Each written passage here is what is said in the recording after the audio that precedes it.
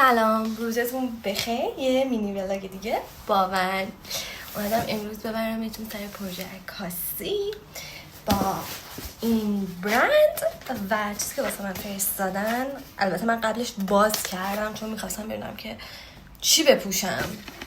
خب دقیقا یه دامن خیلی خوشگله. بذار بهتون نشون بدم. اینه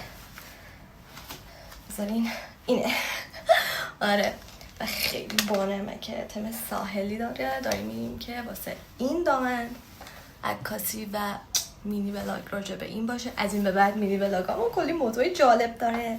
اینجا اومدم که جس و اینا گرفتم براتون. باید چقدر بانمک شده بود اسمالم.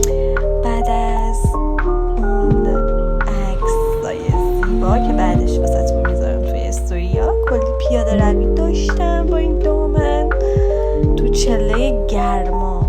واقعا پدرم در اومد.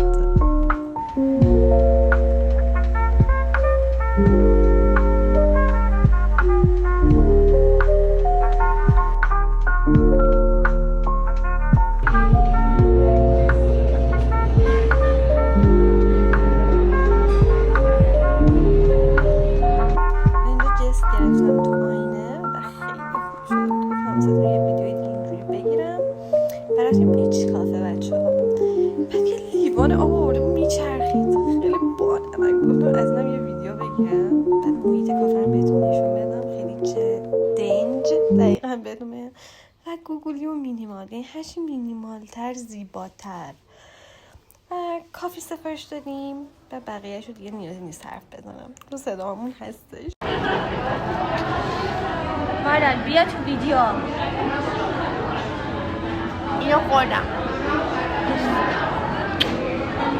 یه چیز سخته.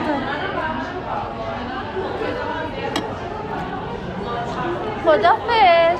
تا ولاگ بعدی میبینم.